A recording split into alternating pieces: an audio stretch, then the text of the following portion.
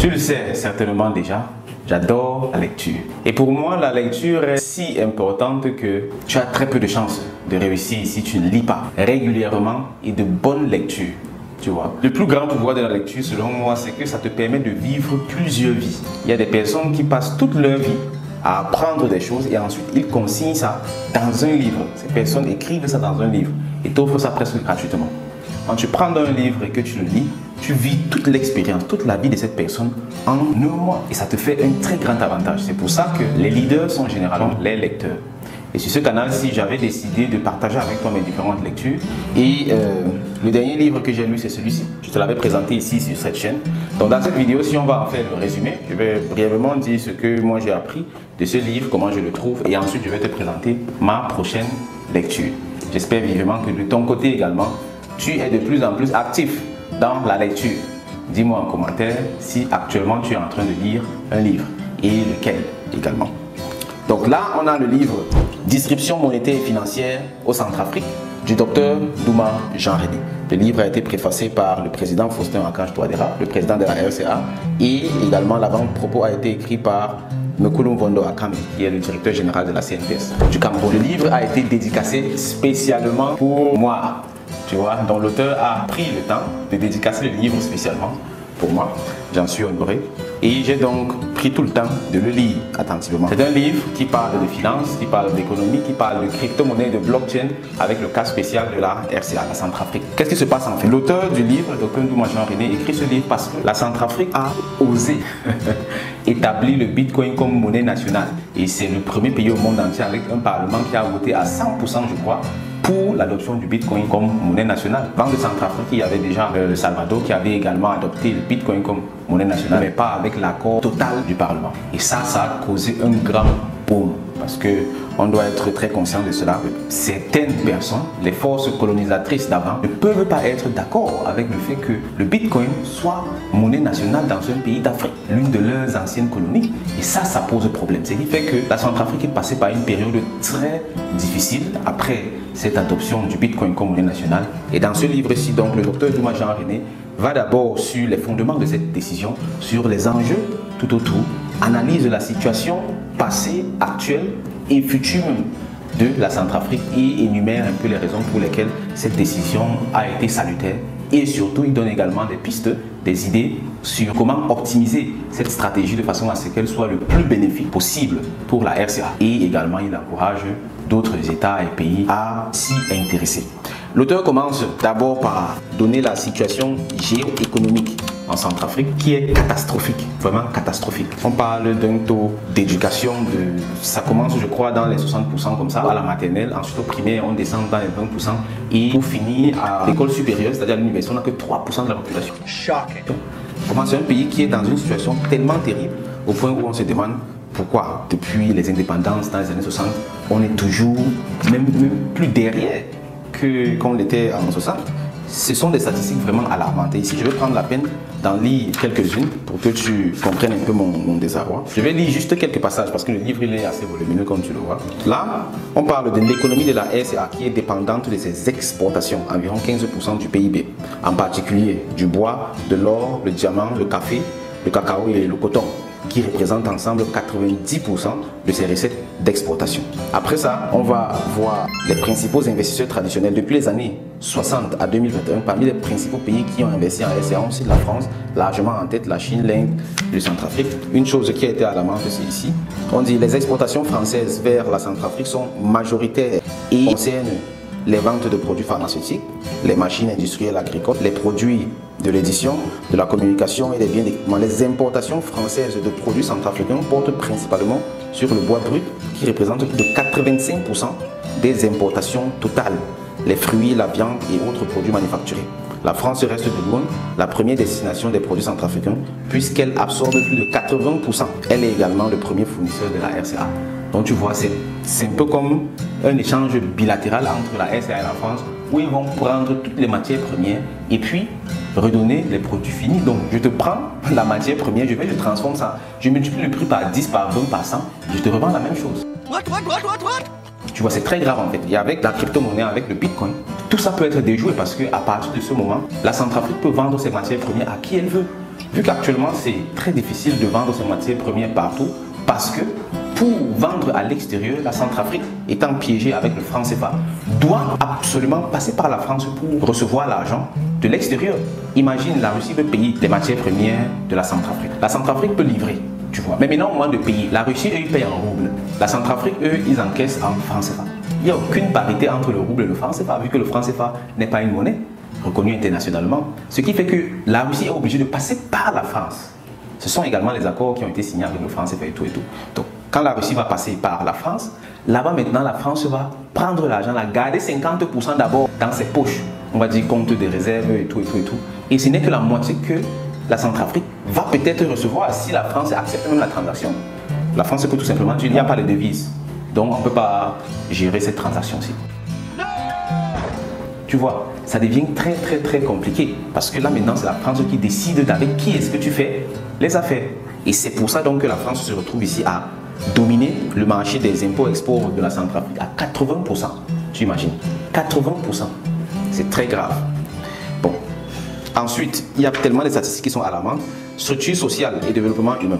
D'après les dernières estimations, le niveau de pauvreté en RCA, déjà élevé et généralisé avant la crise de 2013, il était estimé à 62% en 2008, aurait atteint plus de 76% en 2013. C'est-à-dire que ça devient de pire en pire, quoi. De même, le revenu national par habitant, après avoir baissé de 37% en 2012-2013, aurait atteint le plus bas niveau du monde en 2014 à 569,3 USD. Les ménages les plus pauvres se trouvent en milieu rural, même si la répartition spatiale de la pauvreté varie selon les régions. Et je vais te dire également quelque chose de très étonnant. En Centrafrique, ils sont à peine 6 millions d'habitants sur un territoire qui dépasse de loin le Cameroun. Ils ont plus de 670 000 km².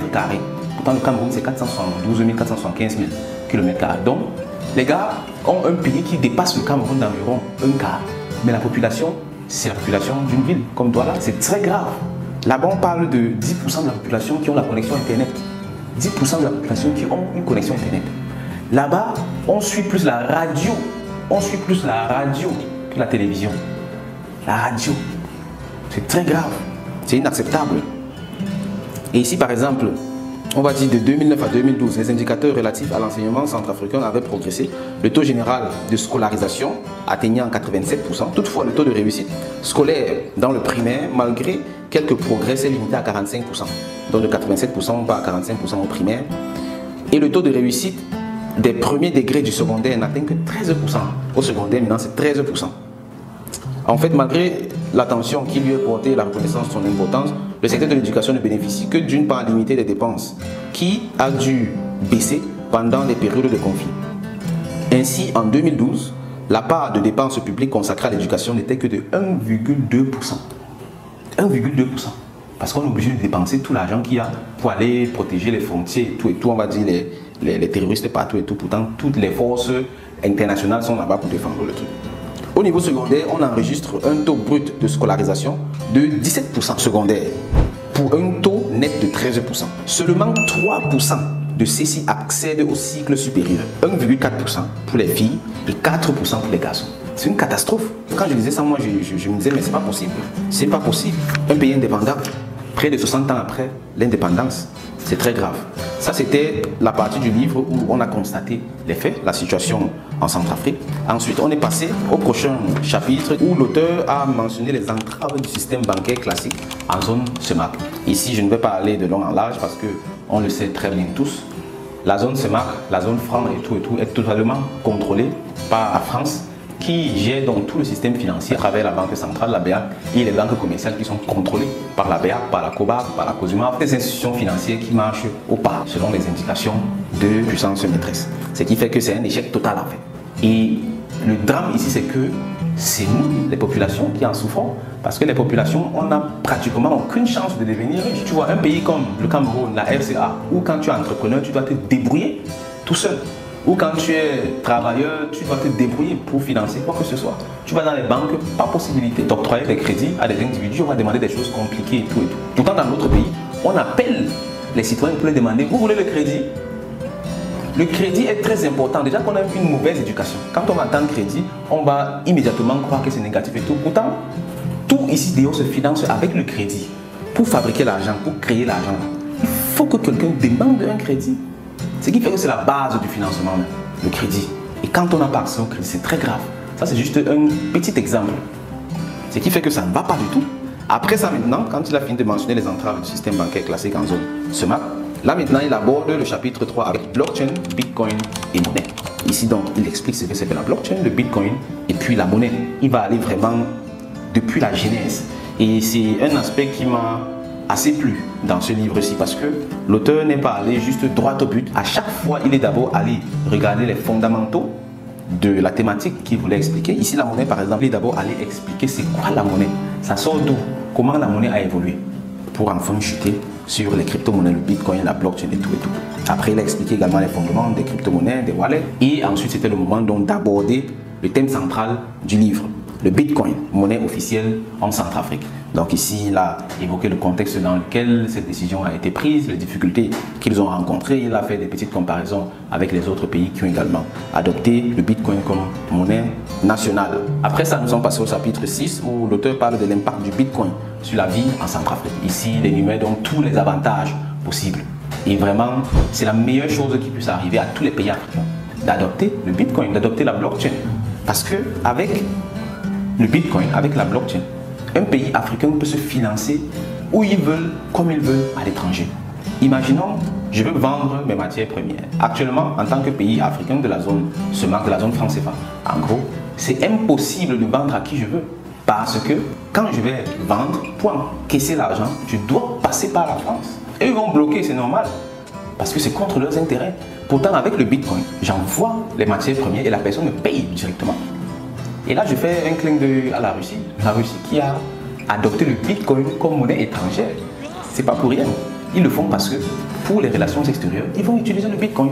Quand ils vont par exemple vouloir traiter et faire des affaires avec la SA, le bitcoin est reconnu comme monnaie étrangère. Ça veut dire que la SA peut payer là-bas ou bien recevoir des paiements à bitcoin.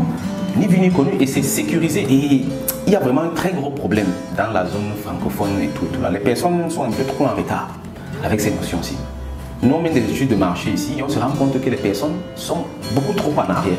Bon, ça va faire l'objet d'une autre vidéo. Ici, on va rester concentré sur ce livre-ci. Donc, en gros, les avantages de la blockchain du bitcoin pour les Centrafricains et pour tous les Africains sont incroyables. C'est ça que l'auteur ici nous mentionne dans ce chapitre 6.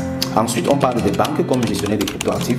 Ici, maintenant, l'auteur va aller dans certaines analyses où il va interroger le système bancaire classique et il va le confronter à l'évolution du monde, notamment avec la blockchain et puis la crypto-monnaie, le bitcoin et tout et tout.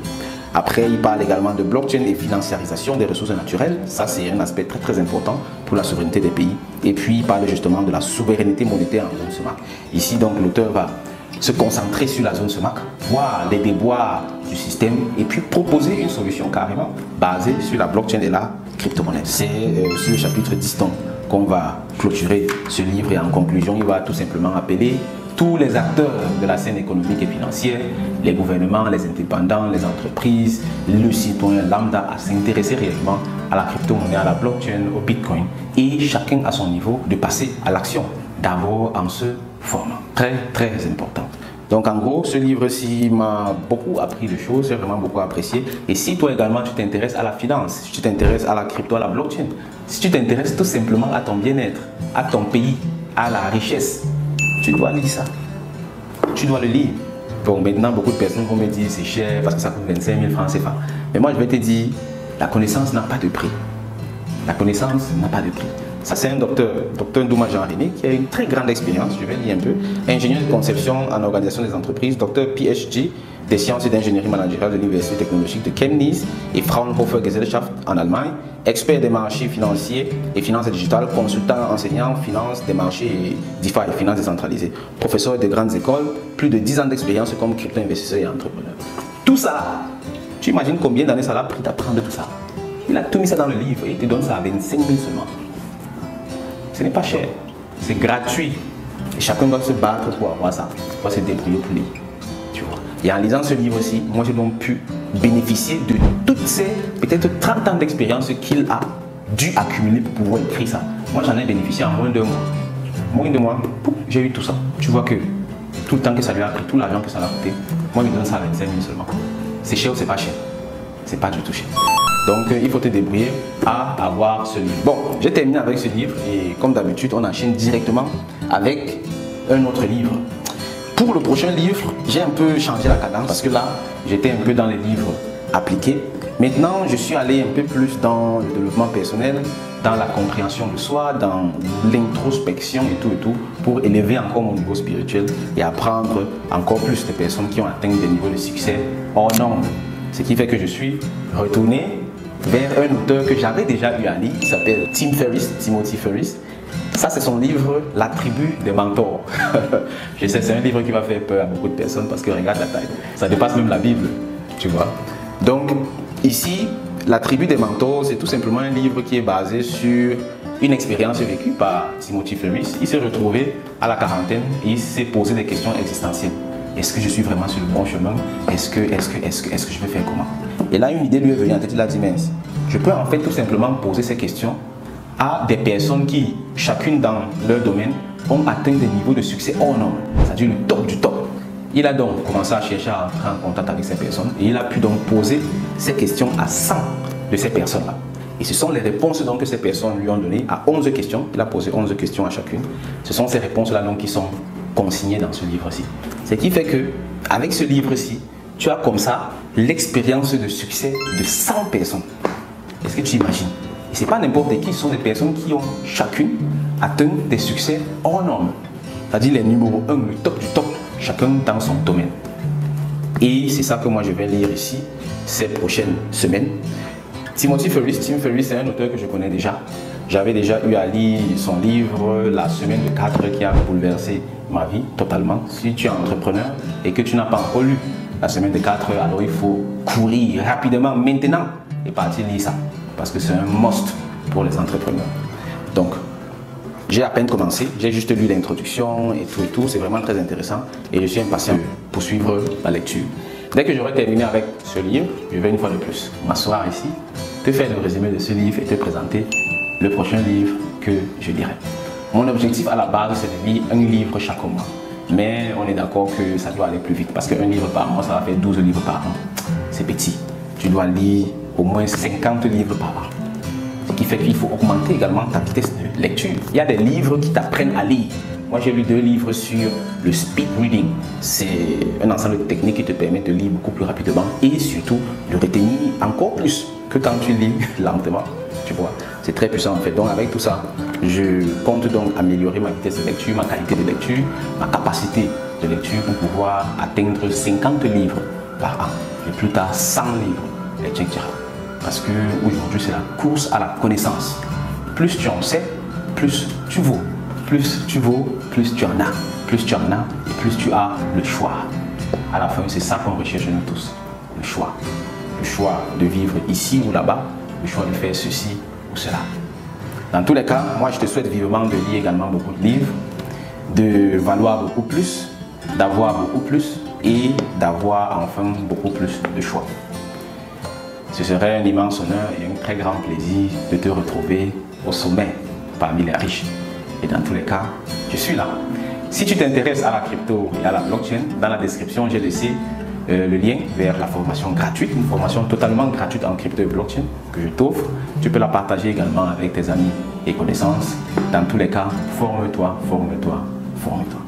Sur ce, je te dis merci de m'avoir écouté. On se retrouve dans une prochaine vidéo. Au revoir camarades.